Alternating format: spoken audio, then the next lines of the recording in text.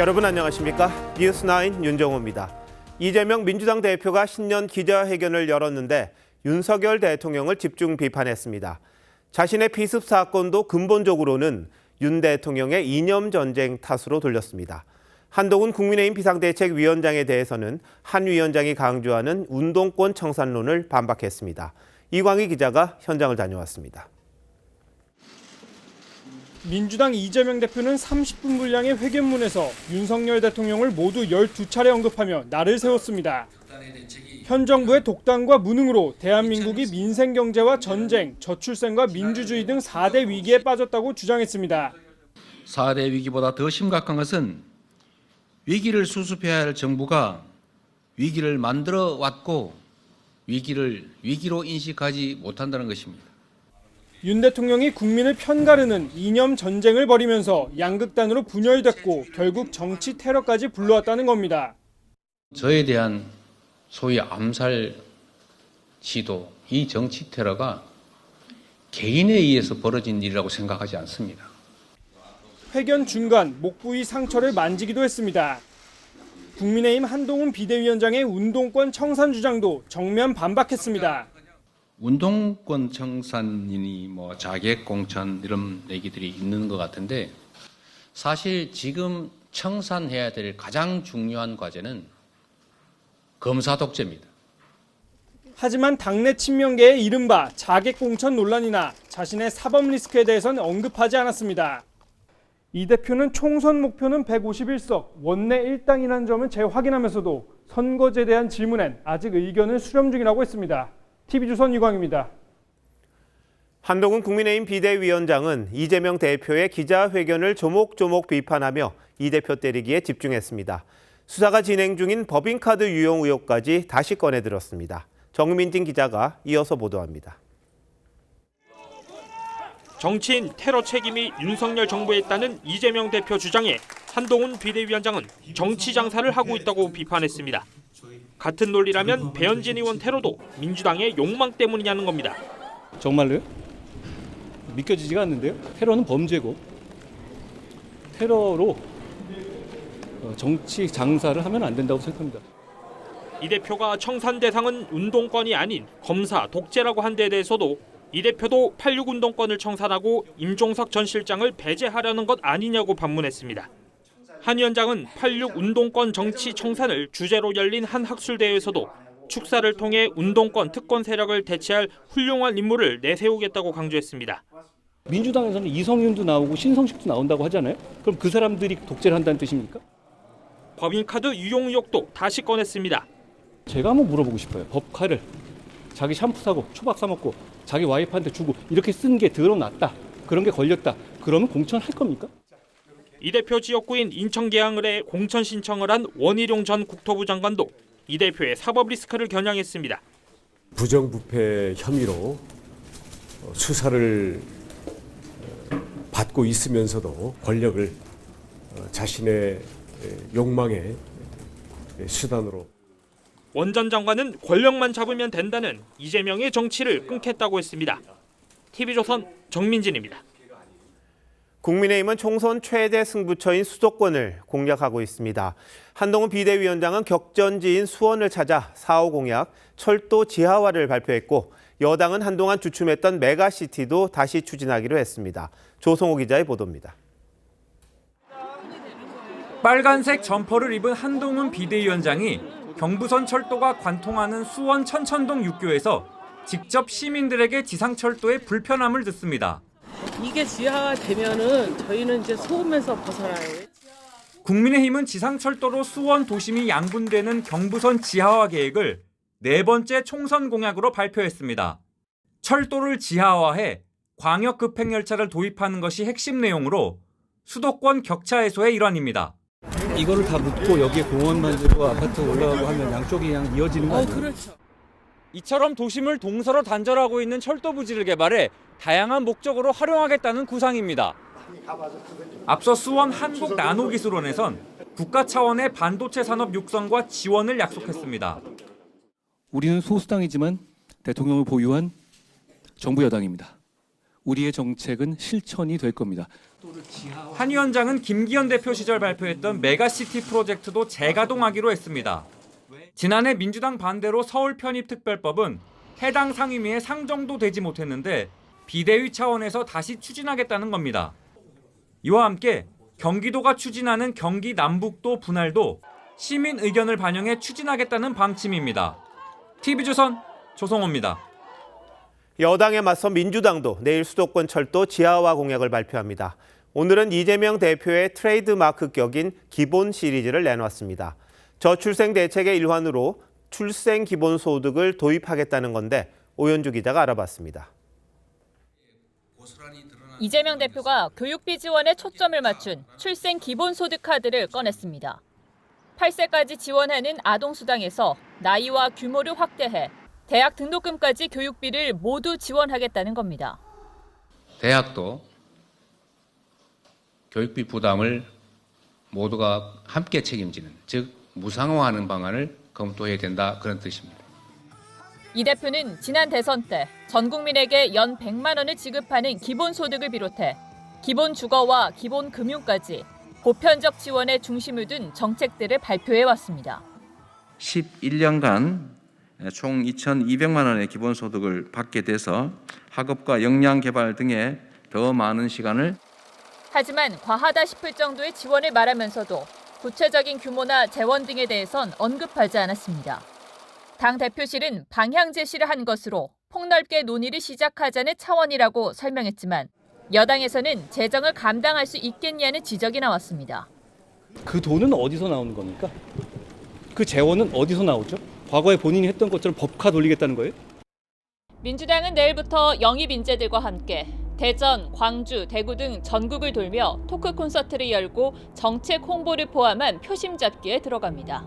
TV조선 오현주입니다. 민주당은 오늘부터 지역구에 출마하려는 후보자들을 면접 심사했습니다. 이재명 대표도 인천 계양을에 나오려는 다른 도전자들과 함께 면접장에 섰는데요. 국민의힘에선 당에 남기로 한 유승민 전 의원 총선 역할론이 나오고 있다고 합니다. 최지영 기자가 알아봤습니다. 이재명 대표가 총선 예비 후보 면접 심사가 열리는 민주당 당사로 들어섭니다. 왜 국회의원이 돼야 되는지를 우리 공관위원들께 잘 설명드리고. 그럼 자기소개 준비하시면 되죠. 어떤 내용이죠? 그거 비밀입니다. 이 대표 면접은 인천 계양을 지역구 당내 경쟁자인 박형욱 전 계양구청장, 박성민 전 인천시의원 등과 함께 10분가량 진행됐습니다. 이 대표는 단수공천을 최소화하겠다며 경선 참여 의지를 밝혔지만 경쟁력이 월등히 높다고 판단되면 당이 단수공천을 결정할 수 있습니다. 합리적 기준에 의해서 해야 되겠죠. 규정에 따라서 차별 없이 공평하게 해야 되지 않겠습니까? 민주당은 오늘 인천 계양을 지역을 포함해 모두 33개 지역 후보들의 면접을 진행했습니다. 강병원, 박용진 등 비명계 현역 의원들은 도전장을 내민 친명 후보들과 신경전을 벌이기도 했습니다. 저에 대한 공격은 있었습니다. 민주당을 공격하는 사람이다라고 하는 당을 사랑하니까 그런 얘기를 하는 겁니다. 공격하시는 듯한 발언이 있었다고 해가지고. 아무것도 안 했어요. 아무것도. 국민의힘에선 당 잔류 의사를 밝힌 유승민 전 의원의 역할론이 나오고 있습니다. 특히 여당 열세 지역인 경기 남부 선거를 총괄하는 방안이 거론됩니다. 하지만 당 지도부는 아직 검토한 적 없다는 입장이고 유 전 의원 측도 제안받은 바 없다고 했습니다. TV조선 최주원입니다. 총선이 다가오면서 서로를 겨냥한 여야의 표현들 상당히 거칠어지고 있습니다. 정치부 김아림 기자와 함께 정치권 상황 좀 더 짚어보겠습니다. 자, 김 기자. 먼저 이 대표 신년 기자회견 얘기부터 해보죠. 근데 오늘 회견문에 윤석열 대통령이 12번 나왔다. 아까 리포트에서 말했잖아요. 그럼 한동훈 위원장은 등장합니까? 한 번도 언급되지 않았습니다. 국민의힘이라는 단어도 없었습니다. 윤석열 정부 심판론으로 선거를 치르겠다는 민주당 전략이 그대로 반영됐다는 분석입니다. 사실 오늘 회견도 기자회견을 머뭇거리고 있는 윤 대통령과의 차별화 전략이 숨어 있다는 게 민주당 측의 설명입니다. 네, 그런데 한 위원장은 이재명 대표만 상당히 비판을 했더라고요. 네, 그렇습니다. 한동훈 대 이재명 구도로 이번 선거를 치르겠다는 걸 다시 한번 분명히 한 걸로 보이는데요. 윤 대통령을 공격하는 이 대표, 또 이 대표를 공격하는 한 위원장, 꼬리에 꼬리를 무는 공세가 반복될 가능성이 높습니다. 네, 오늘 한 위원장이 방문한 지역 수원이잖아요. 위원장 된 다음에 두 번째라고요? 그렇습니다. 한 위원장이 현장 순회를 한 곳 중에 재방문한 곳은 오늘 수원이 유일합니다. 자, 수원이라면 이제 경기도의 정치 1번지다. 뭐 지역구도 5개나 되고요. 근데 여당에게는 좀 험지로 불리지 않습니까? 네, 수원 지역구는 말씀하셨다시피 모두 5곳인데요. 지난 20대, 21대 총선 모두 민주당이 5석을 전부 가져갔습니다. 그래서 이번에 여당이 몇 석을 가져올 수 있느냐가 수도권 판세의 가늠자가 될 거란 전망도 나옵니다. 자, 가능성이긴 합니다만 여당이 가져올 지역이 좀 있는 겁니까? 물론 다 만만치 않겠지만요. 지난 대선에서 유일하게 윤석열 후보 득표율이 이재명 후보보다 1.7%포인트 차로 높았던 곳이 있습니다. 바로 수원 정인데요. 지역구에 위치한 경기대의 이수정 교수가 현역 3선인 박광원 의원을 상대로 도전장을 냈습니다. 수원에서만 5선을 한 김진표 국회의장이 출마하는 수원무에는 민주당 염태영 전 수원시장 등 여야 예비 후보들이 뛰고 있는데요. 국민의힘 고동진 전 삼성전자 사장의 출마설도 나오고 있습니다. 삼성전자 본사가 이 수원무에 있습니다. 또 민주당 김영진 의원이 있는 수원병에는 박문규 전 산자부 장관이 출마합니다. 자, 뭐 이른바 셀럽이라는 사람들이 많이 출마를 하는 것 같습니다. 근데 수원이 경기 남부잖아요. 근데 유승민 전 의원이 이 경기 남부를 맡아서 총선을 치른다 이런 방안 지금 막 이야기를 해드렸는데 현실적으로 가능합니까? 어떻습니까? 아직 수면 위로 올라온 얘기는 아니지만요. 당내에서는 그런 필요성을 언급하는 목소리가 있는 게 사실입니다. 국민의힘은 지난 총선에서 경기 지역 59석 가운데 단 7석밖에 얻지 못했습니다.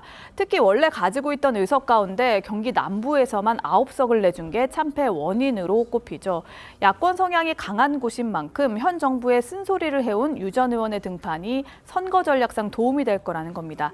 실제 비대위에서도 아이디어 차원에서 배제하지는 않고 있는 걸로 알려졌는데요.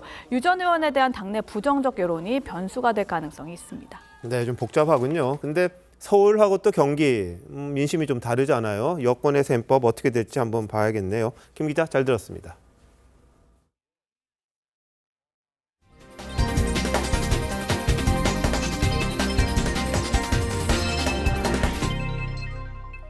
민주당 전당대회 돈봉투 사건에 대한 법원 첫 판결이 나왔습니다.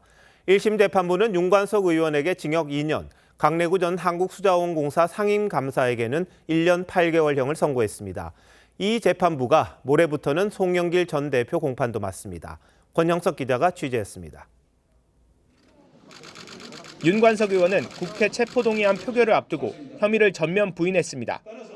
준 사람은 부인하고 받은 사람은 없는 부실한 부당한 영장 청구인 것입니다. 윤 의원은 2021년 5월 민주당 전당대회를 앞두고 당시 송영길 후보를 위해 돈봉투 살포를 기획한 혐의로 기소됐습니다. 1심 재판부는 오늘 윤 의원의 혐의를 모두 인정하고 징역 2년을 선고했습니다.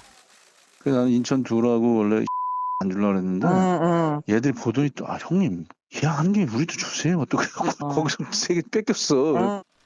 재판부는 함께 기소된 강래구 전 한국수자원공사 상임감사 역시 징역 1년 8개월에 벌금 600만 원, 추징금 300만 원을 선고했습니다. 법원은 두 사람이 정당 민주주의 신뢰를 훼손해 죄가 무겁고 그릇된 관행을 막기 위해서라도 엄중한 처벌이 필요하다고 했습니다. 법원이 모든 혐의를 인정하면서 사건의 정점으로 지목된 송영길 전 대표 재판에도 영향을 끼칠 전망입니다. 오늘 두 사람에게 유죄를 선고한 재판부는 모레 시작될 송 전 대표 재판도 맡아 진행합니다. TV조선 권영석입니다. 눈여겨볼 만한 판결이 또 있었습니다. 2020년 총선을 앞두고 검찰이 민주당계 인사들을 겨냥해 기획했다는 이른바 고발 사주 1심 재판에서도 유죄 판결이 났습니다. 재판부는 손준성 검사장이 고발장 작성에 관여했다며 실형을 선고했습니다. 윤재민 기자가 보도합니다. 2020년 4월 총선을 앞두고 손준성 당시 대검 수사정보정책관이 민주당계 인사들을 고발하도록 미래통합당에 사주했다는 게 고발 사주 의혹의 핵심입니다. 고발의 대상은 유시민 노무현재단 이사장, 최강욱 전 의원 등입니다. 공수처는 손 검사장이 2건의 고발장을 김웅 의원에게 전달했다며 2022년 5월 기소했습니다. 손 검사장과 김 의원은 혐의를 모두 부인해왔습니다.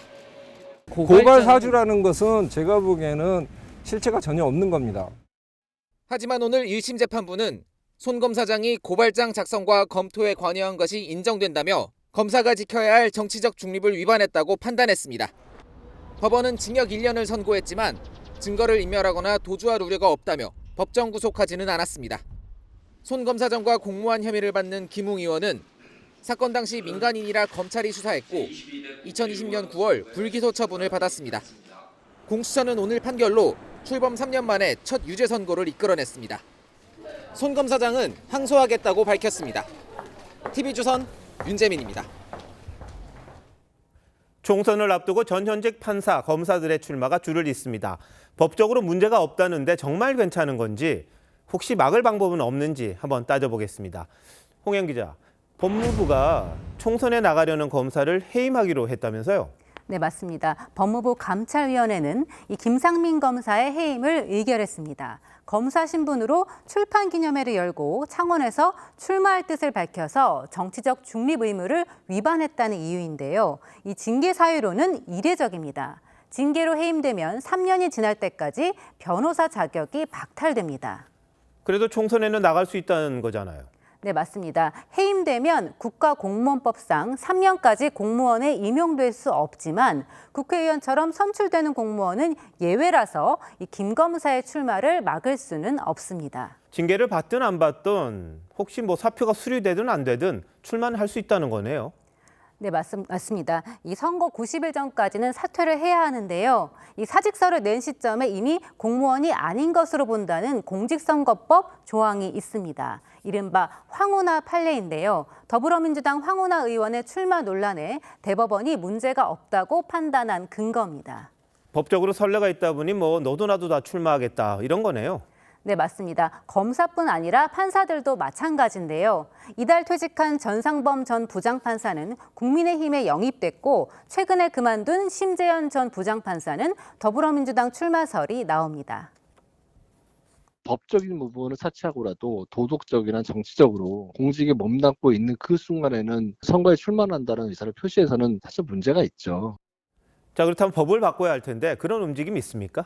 네, 있기는 있었습니다. 이 황운하 의원 논란 당시 국민의힘에서 공무원 신분으로 출마를 막는 공직선거법 개정안을 잇따라 발의했습니다만 그대로 폐기될 처지입니다. 이 야당에서도 최강욱 전 의원이 이른바 검사 출마 제한법을 발의했었는데요. 당시 검찰총장이었던 윤석열 대통령을 겨냥한 거라는 말이 나왔고 한동훈 장관 시절 법무부는 위헌 소지가 있다면서 반대 의견을 표명했습니다. 그런데 말씀하신 것처럼 위헌 요소가 있다면 법을 바꾸기가 어려운 것 아닌가요?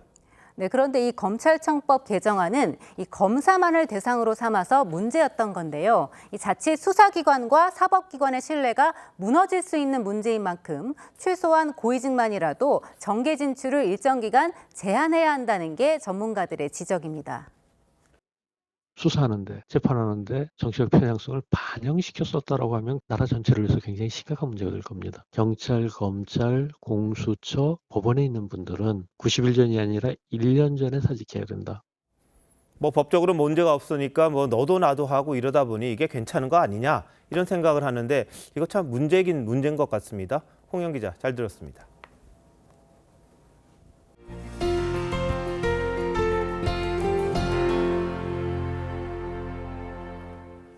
(50인) 미만 사업장에서 중대재해처벌법 적용을 받는 첫 사례가 나왔습니다. 부산의 한 폐알루미늄 수거 처리업체 근로자가 작업 중 끼임 사고로 숨졌습니다. 고용노동부 장관이 해당 업체를 찾아가 사고 수습을 지휘하고 있습니다. 하동원 기자가 전합니다. 부산의 한 폐알루미늄 수거 처리 업체입니다. 고용노동부 관계자들이 업체 안팎을 분주하게 오갑니다. 오늘 오전 9시쯤 이곳에서 폐기물을 하역하던 30대 근로자가 집게차 장비와 화물 적재함 사이에 끼어 숨졌기 때문입니다. 이 업체의 상시 근로자는 10명입니다. 지난 27일 중대재해처벌법이 확대 시행된 이후 50인 미만 사업장에서 중대재해가 발생한 첫 사례입니다. 고용노동부는 작업을 중지시키고 사고 원인과 중대재해처벌법 위반 여부 등을 조사하고 있습니다. 이정식 장관이 업체를 찾아 사고 수습을 지휘했습니다. 법과 원칙대로 처리를 하면서 동시에 이 부분이 또 다른 데서도 발생할 수 있기 때문에 신속히 조치를 취해서 경찰은 사고 당시 일부 사고 예방 조치가 미흡했던 사실을 확인했습니다. 안전관리자를 지정을 해야 될 것이고 그런 거 필요한 장비나 장구라든가 이런 거 착용을 하게 해야 되는데 뭐 그런 건 또 없었고 사업주가 사고 예방 의무를 소홀히 한 사실이 확인되면 중대재해처벌법에 따라 1년 이상 징역이나 10억 원 이하 벌금에 처해질 수 있습니다. TV조선 하동훈입니다. 네, 보신 것처럼 중대재해처벌법 확대 시행 후 첫 처벌 대상이 나오자 소규모 기업 대표와 소상공인들의 불안감 더 커지고 있습니다. 오늘 이들 3천여 명이 국회에 모여서 법을 좀 밀어줄 것을 다시 한번 촉구했습니다. 지선호 기자입니다.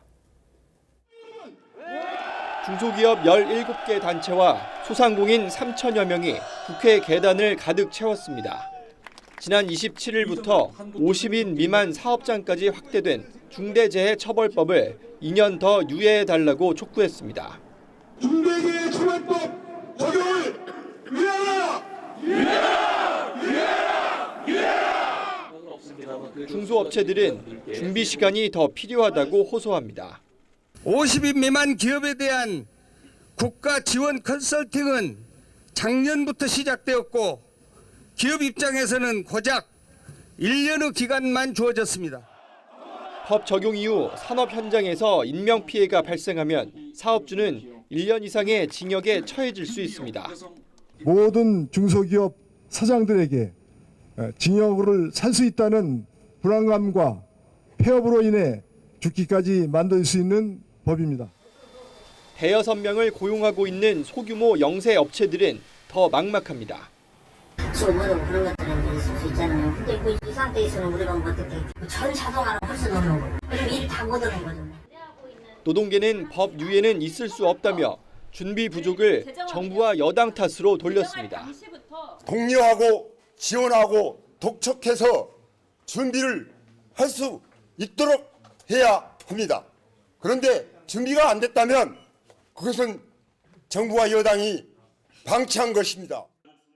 여야가 내일 본회의 직전까지 막판 협상을 벌일 예정이지만 추가 유예 가능성은 낮아 보입니다. TV조선 지선호입니다. 신도시 특별법의 적용 대상이 대폭 늘어납니다. 전국 108개 지구가 재건축, 재개발을 추진할 수 있게 되는 것으로 기존 신 한 곳에서 크게 늘어난 건데요. 대표적 1기 신도시로 불리는 분당과 일산뿐 아니라 안산, 반월, 경남 창원의 산업단지, 배후도시 등도 특별법 적용을 받을 수 있게 됐습니다. 전국이 사실상 재건축, 재개발 대상이 되는 겁니다. 또 용적률 상한도 늘어날 뿐 아니라 안전진단 기준도 완화되는데요. 대다수 노후도시가 안전진단을 면제받을 수 있을 걸로 전망되는 수준입니다. 나머지 궁금증은 고희동 기자가 풀어드리겠습니다. 인근 아파트 단지 3곳과 통합 재건축을 추진하고 있는 일산 신도시의 한 아파트 단지. 1기 신도시에서 이렇게 2개 이상의 단지가 통합 재건축을 추진하면 안전진단을 완전 면제받을 수 있습니다. 재건축 연한 30년이 지나지 않았더라도 사실상 안전진단이 사라지는 겁니다.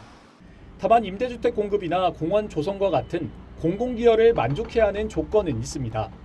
아파트 높이와 층수를 결정짓는 용적률도 법정 상한선의 150%까지 올릴 수 있게 됩니다. 아파트 단지는 기존 300%에서 450%로 아파트와 상가가 섞여 있는 준주거지역은 750%까지 올라갈 수 있습니다. 이렇게 되면 15에서 20층이 대부분인 1기 신도시는 3, 40층 아파트 단지로 변모할 것으로 보입니다. 또 안전진단을 면제를 하고 용적률도 최대 500%까지 상향하는 등 사업 여건을 개선해 나가겠습니다. 안전진단 면제와 용적률 상향 등의 혜택을 받을 수 있는 곳도 당초 쉬운 한 곳에서 108곳으로 늘어났습니다. 서울 개포와 가양, 용인 수지, 고양 행신 등이 새로 포함됐고 안산 반월과 창원 국가산단 배후도시 등도 수혜가 예상됩니다. 정부는 이런 내용을 담은 1기 신도시 특별법 시행령을 입법 예고하고 이르면 내년 안에 재건축을 가장 먼저 추진할 선도지역을 지정할 예정입니다. TV조선 고희동입니다. 코로나 기간 은행에서 고금리 대출을 받은 소상공인에 대한 이자 환급이 이뤄집니다. 약 188만 명이 평균 80만 원 정도 환급받을 것으로 보이는데요. 아쉽게도 현장 반응은 싸늘했습니다. 최수윤 기자가 전하겠습니다. 10년째 아이스크림 가게를 운영해온 김보영 씨. 코로나19 여파로 가게 운영이 어려워지자 대부업체에까지 손을 벌려 2억 원을 대출받았습니다. 쉴 새 없이 일하고 있지만 매달 500만 원씩 대출금과 이자를 갚고 나면 남는 게 없습니다. 눈 뜨면 일하고 뭐 저희가 건강 생각하고 이럴 겨를이 없어요. 왜냐면 돈 벌면 또 이자도 내야 되고. 금융당국과 시중은행은 자영업자들이 낸 이자 일부를 돌려주기로 했습니다. 지난해 시중은행에서 4% 이상의 금리로 대출받은 자영업자는 다음 달 5일부터 4%를 초과하는 이자분의 90%를 환급받을 수 있습니다. 188만 명이 평균 80만 원씩 혜택을 받을 것으로 예상됩니다. 소상공인들은 별도의 신청 절차 없이 은행의 안내에 따라 이자를 환급받을 수 있습니다. 저축은행 등 제2금융권 대출의 경우 별도로 신청한 뒤 3월부터 평균 75만 원 정도를 돌려받게 됩니다. 은행과 정부가 2조 원이 넘는 돈을 투입하지만 현장 반응은 시큰둥합니다. 그 돈 가지고는 턱도 없고요. 부족합니다. 큰 도움은 되지 못할 것으로 사례되기 때문에 도덕적 해이를 불러일으킬 수 있다는 지적과 함께 성실하게 은행 이자를 갚아온 자영업자에 대한 역차별이란 목소리도 나옵니다. TV조선 최수용입니다. 북한강의 한 수상 레저 업체가 하천을 불법으로 매립해서 물놀이 시설뿐 아니라 사우나까지 운영한 실태 단독으로 전해드린 바 있습니다. 저희 보도 이후에 춘천시가 원상복구 명령을 내렸는데요. 문제는 이뿐이 아니었습니다. 이 업체가 운영하는 북한강 지점이 폭우시 시설물 유실 우려가 높아서 허가 자체가 힘든 지역인 것으로 드러났습니다. 이승훈 기자의 단독 보도입니다. 강원도 춘천의 북한강 상류. 강 가장자리에 보트를 대는 바지선과 물놀이 시설이 설치되어 있습니다. 그 앞 계곡 쪽으로는 수하천 물길이 나 있습니다. 수하천 물길이 강과 합류하는 지점에 수상 레저 시설을 설치한 겁니다. 물살이 내려가는 그 자체에다가 영업용 바지선 자체를 허가를 해줬다는 자체가 좀 문제가 있다. 실제 하천법상 하천 조명 허가에 관한 세부 기준을 보면 하천이 합쳐지는 곳을 피해 부유식 공작물을 설치하라고 나와 있습니다. 장마나 태풍 등의 집중호우 때 수하천 유량까지 합쳐져 강에 설치한 시설물이 유실될 우려가 높기 때문입니다. 이런 데 신청이 들어오면 저희가 뭐 유속이나 뭐 이런 거 봐서 좀 더 뭐 안전한 쪽으로 좀 옮겨서 신청을 해라 그런 식으로 좀 유도는 하거든요. 하지만 춘천시는 하천이 합쳐지는 곳인데도 수상 레저 업체에 점용 허가를 내줬습니다. 협의를 거쳐가지고 그렇게 해서 허가가 나간 걸로 알고 있습니다. 수상시설 앞쪽에 수하천 물길을 돌리려고 불법 매립한 것은 3월까지 원상복구하라고 명령했습니다. 전주행 치우라고 명령이 떨어졌어요. 그럼 저희는 난리 나죠 이제 홍수하면. 당초 허가를 받은 업자는 지난해 여름 수십억 원을 받고 수상 레저 시설과 운영권을 팔았습니다. TV조선 이승훈입니다. 길에서 주운 신용카드로 9달 동안 1,600만 원을 쓴 남성이 붙잡혔습니다. 소액 결제가 이뤄지다 보니까 카드 주인도 눈치채지 못했던 건데요. 신용카드 사용하실 때 결제 알림 서비스 신청하시는 게 좋겠습니다. 전종원 기자입니다.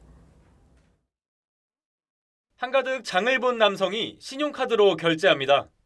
자연스럽게 영수증까지 챙기지만 실은 길에서 주운 카드로 계산한 겁니다. 저희가 사실은 이름 확인하고 카드 결제할 수는 없잖아요. 60대 남성 A씨가 남의 카드로 지난해 1월부터 9달 동안 결제한 건수는 340여 건, 액수는 총 1,600만 원에 이릅니다. A씨는 이 카드를 마트나 약국에서 소액 결제하는 데 주로 썼고 카드 주인은 분실한 사실도 까맣게 몰랐습니다. 보통 카드를 사용하면 이렇게 알림이 오는데요. 피해자는 이 알림 서비스를 이용하지 않았습니다. 카드 주인은 사업하느라 바빠서 일일이 승인 내역을 확인하지 못했습니다. 뒤늦게 피해 사실을 알아차린 카드 주인이 경찰에 신고하면서 A씨는 덜미가 잡혔습니다. 타인의 카드 습득해가지고 반환하지 않고 사용한 혐의로 체포하는 겁니다. 신용카드를 부정 사용하면 최대 7년의 징역형에 처해집니다. TV조선 전정원입니다. 정부가 단통법 폐지를 추진하면서 휴대폰 보조금이 늘어날 거라는 기대가 높아지고 있죠. 현장을 돌아보니까 속칭 성지라고 불리는 일부 대리점은 이미 법에서 정한 기준의 5배를 넘어서는 보조금을 주면서 고객을 끌어모으고 있었습니다. 유혜림 기자입니다. 갤럭시 S24 공식 출시 첫날 저렴하다고 알려진 대리점을 찾아가 봤습니다. 법으로 정해진 보조금은 최대 27만 6천 원이지만 카드 개통 조건으로 약 70만 원, 대리점 보조금 30만 원 등 총 100만 원가량을 지원한다고 말합니다. 30만 원 되는 거래처가 재고가 있다 예를 들어서 그러면 57만 원이라는 고객이 부담하시는 기회까지. 다른 곳들도 공시지원금을 훌쩍 넘는 보조금을 제시합니다. 솔직히 말씀드려서 불법 보조금 때문에 오신 거 맞죠? 저희가 빼드리는 금액은 뭐 50이면 50, 뭐 이 금액이 보조금이 들어가시는 거고요. 통신사에서 할인해주는 금액은 없고. 직접 확인한 결과 속칭 성지로 알려진 대리점들의 보조금은 30만 원에서 100만 원으로 통신사들의 공시지원금보다 약 5배가량 많았습니다. 휴대폰 구매 보조금을 제한하는 단통법이 폐지되기 전이지만 일부 매장에선 이미 보조금 경쟁을 벌이고 있는 겁니다. 지금 물가가 너무 오르고 있고 지금 사실 시민들은 살기가 좀 팍팍한데 도움이 된다고 생각합니다. 사실상 의미가 없어진 단통법이 폐지되면 성지뿐만 아니라 일반 대리점까지 공개적인 보조금 경쟁이 벌어질 것으로 보입니다. TV조선 유혜림입니다. 북한이 연초부터 순항미사일과 서해 포격 같은 대남 도발을 이어가자 윤석열 대통령이 북한 정권을 비이성적 정권이라고 말했습니다. 4월 총선에 개입하려고 여러 도발을 시도할 거란 전망도 내놓았는데 홍연주 기자가 설명합니다. 정부와 지자체, 경찰이 참여하는 통합방위회의를 2년 연속 주재한 윤석열 대통령은 민족 개념을 부정하고 도발하는 북한 정권을 향해 반민족, 반통일적이라고 비판했습니다. 전 세계에서 유일하게 핵 선제 사용을 법제화한 비이성적인 집단입니다. 특히 선거 개입을 위한 도발이 예상된다며 접경지 도발을 비롯해 무인기 침투, 사이버 공격과 같은 구체적 사례도 언급했습니다. 국가 핵심 인프라에 대한 사이버 공격, 그리고 가짜 뉴스와 허위 선전 선동을 사전에 확실하게 차단하는 방안에 대해 오늘 통합방위회의엔 접경지역 주민과 동해 목선 귀순 신고자 등으로 구성된 국민참관단 11명도 처음 참석했습니다. 윤 대통령은 오후에도 군 주요 지휘관 회의를 소집해 북한이 국민 불안과 국론 분열을 꾀한다며 정교한 대비를 지시했습니다. 압도적 대응을 통해 북한의 도발 의지를 완전히 꺾어야 합니다. 윤 대통령이 오늘 하루 공식 행보를 모두 안보 관련 일정으로 잡은 건 그만큼 안보 상황이 엄중하다는 인식에 따른 것으로 풀이됩니다. TV조선 홍현주입니다. 이렇게 북한의 도발 위협과 선거 개입이 우려되는데 국회 한편에선 평화를 도입할 수 있다면 북한의 전쟁관도 수용해야 한다. 도무지 이해하기 힘든 주장이 나왔습니다. 윤미향 의원이 주최한 토론회였다는데 어떤 내용이고 어떤 해명을 하는지 신유만 기자가 취재했습니다. 지난 24일 무소속 윤미향 의원이 국회에서 주최한 한반도 평화 해법 모색을 위한 토론회입니다. 첫 발표에 나선 참석자가 전쟁이 일어날 경우를 전제로 한다며 북한의 전쟁관도 수용해야 한다고 주장합니다. 북의 전쟁관은 다들 아시다시피 정의의 전쟁관은 전쟁으로 결과의 평화가 만들어질 수 있다면 그 전쟁관도 수용해야 된다는. 북한 김정은이 남북을 적대적 교전국으로 규정하고 핵무력을 동원한 영토 평정 노선을 공식화한 상황에서 이를 수용하자는 의미로 해석될 수 있습니다. 전쟁이라는 말은 이미 우리에게 추상적인 개념으로가 아니라 현실적인 실체로 다가오고 있습니다. 남수선 전 영토를 평정하기 위한 대사변 준비에 계속 박차를 북한의 자주국방과 무상복지가 더 우월하다는 주장도 나왔습니다. 그 윤석열이가 뭐 난데없이 광화문에서 10월 1일 날 국군의 날 퍼레이드 같은 거 북쪽하고 비교하면 비교도 안 되는 거. 윤미향 의원은 이견 표명이나 발언 제지 없이 현 정부의 대북 정책을 비판했습니다. 윤석열 정부의 반북, 북 정책, 이 정책이 우리들에게 걸림돌이 되고 있고. 김영호 통일부 장관은 북한 선전선동에 호응하는 반국가적 행태로 묵과할 수 없다고 비판했습니다. 논란이 커지자 윤 의원 측은 개별 참석자들의 주장이라며 한반도에서 전쟁은 안 된다고 했고 발언 당사자는 학자로서 이론적 접근을 한 것이라고 해명했습니다. TV조선 신유만입니다. 러시아 중앙선관위가 푸틴 대통령의 재산 내역을 공개했습니다. 그동안 러시아 안팎에서는 푸틴의 재산 은닉 의혹이 꾸준히 제기됐는데요. 이 5번째 대선 도전을 앞둔 푸틴은 과연 얼마를 신고했을까요? 황정민 기자가 전해드립니다. 오는 3월 열리는 대통령 선거 출마를 공식화한 푸틴 러시아 대통령.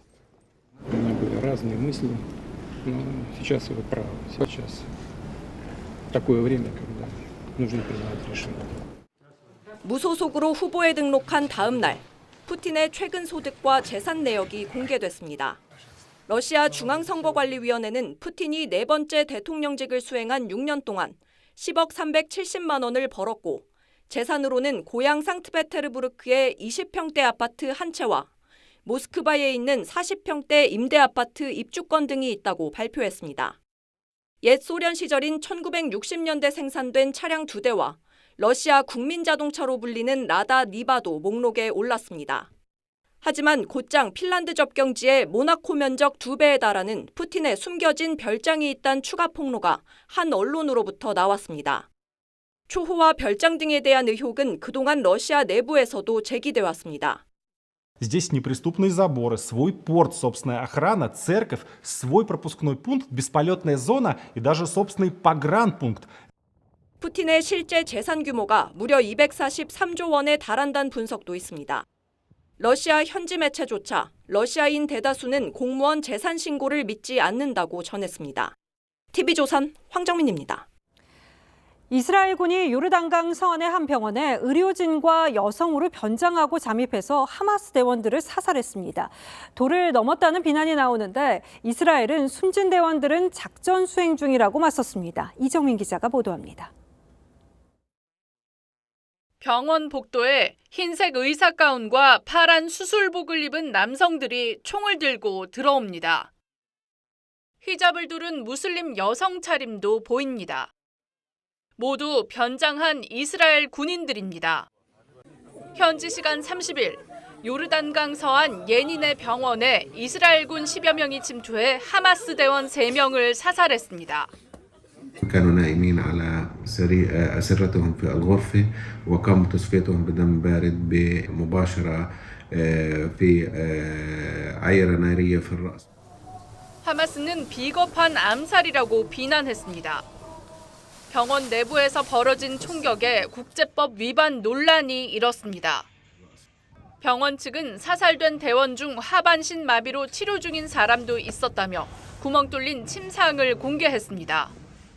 وقصفوا الجامعات والمدارس والمساجد حتى بيوت الله عز وجل قصفوها فأنا لا أستغرب يعني هي جريمة نكراء. 반면 이스라엘은 숨진 하마스 대원들은 기습 공격을 준비하는 작전 수행 중이었다고 밝혔습니다. Israel has said that these were Hamas operatives. They have said that one of them was carrying a gun at the time of the operation.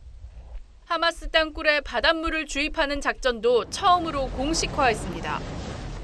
이스라엘은 미국 등의 중재로 하마스와 휴전 협상안을 논의 중인데 하마스는 이스라엘이 제안한 6주 휴전안을 공식 검토하겠다고 밝혔습니다. TV조선 이정민입니다. 연예인 팬덤 현상은 대부분 10대 청소년이 이끌었죠. 이제는 5, 60대가 주도하고 있다고 합니다. 저출산이 낳은 현상이라고 하는데요. 윤서아 기자가 취재했습니다. 지난 2017년 문을 연 한 공공기관의 어린이집. 6년 새 아이들의 숫자가 크게 줄면서 다음 달 문을 닫기로 했습니다. 정원이 31명까지 할 수 있는데 지금 명인밖에 없고 돈이 없어서 그런 게 아니고요. 원생이 없어서 그런. 지난 10년간 줄어든 18세 미만 아동 인구는 210만 명. 출산율이 갈수록 낮아지면서 올해는 700만 명 정도 깨질 위기에 놓여 있습니다. 아동 인구 감소로 문을 닫는 어린이집과 유치원, 학교 산부인과가 잇따르고 있고 지난 10년간 줄어든 전공의 중에서 90%가량이 소아 청소년과라는 조사 결과도 나왔습니다. 대중문화 지형도 바뀌고 있습니다. 과거에는 열혈팬이 주로 아이돌을 좋아하는 10대 청소년이었지만 이제는 트로트에 열광하는 5060 세대가 중심이 되고 있습니다. 50대가 음악을 즐기는 시간이 10대의 2배 수준으로 뛰어오른 상황. 거의 50이네. 예. 못 가겠죠? 예. 돈보다 더 얻는 게 많으니까. 감동 그냥 너무 좋아요, 그냥. 급격한 인구 구조 변화가 팬덤 문화 지형도 바꾸고 있습니다. TV조선 윤서입니다.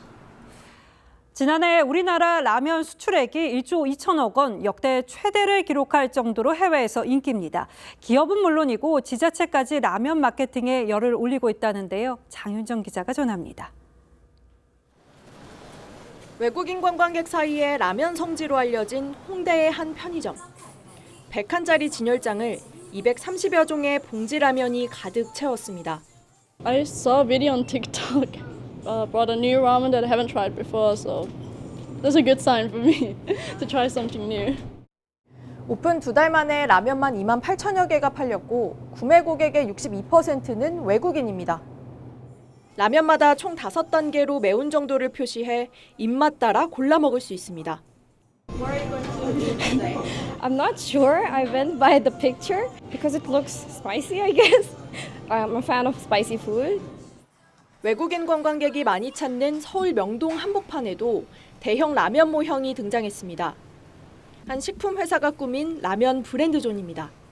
단청이나 이런 요소들과 저희 라면의 디자인 요소들을 좀 잘 결합을 해서 연출을 했고요. K라면을 컨셉으로 공간을 연출하고 구매한 제품을 바로 먹어볼 수 있는 시식 공간도 준비되어 있습니다. 지자체도 라면 마케팅에 뛰어들었습니다.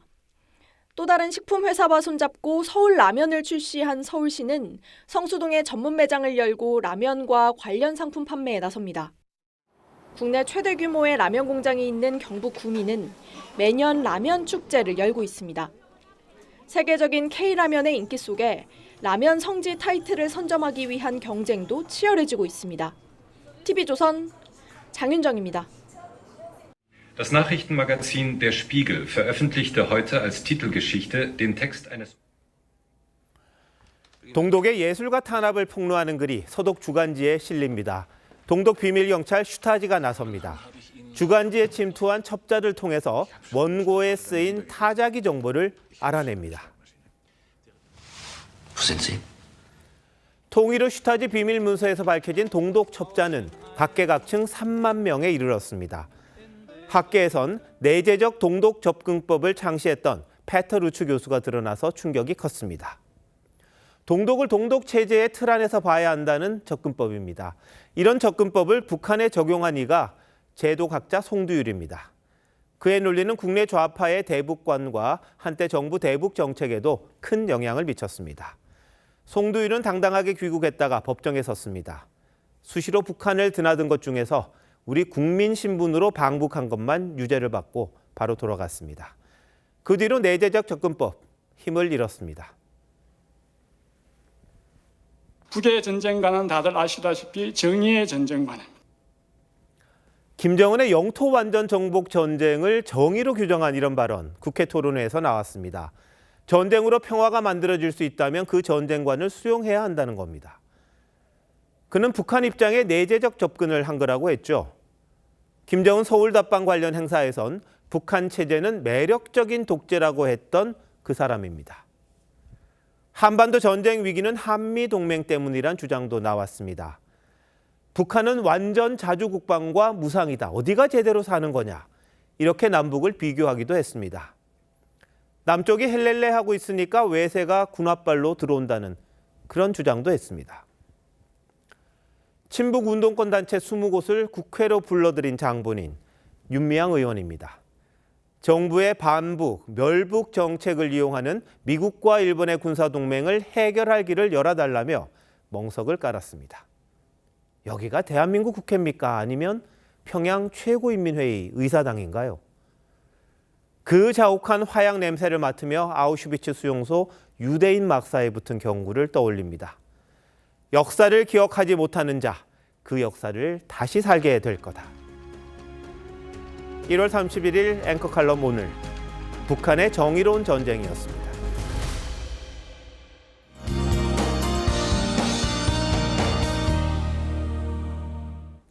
종일 수도권은 미세먼지에 갇혔던 하루였습니다. 내일도 국외 미세먼지가 유입되면서 수도권과 충청, 호남 등 서쪽 지역의 초미세먼지 농도 나쁨 수준 보이겠습니다.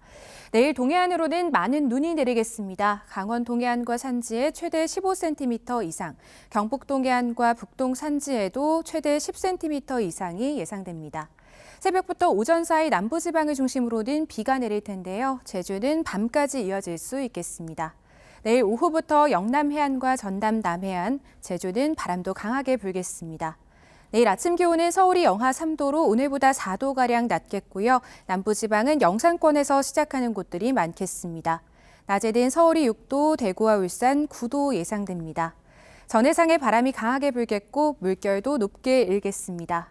날이 흐린 가운데 제주는 주말에도 비가 내리겠습니다. 날씨였습니다. 1월 31일 수요일 뉴스9 마칩니다. 시청해주신 여러분 고맙습니다.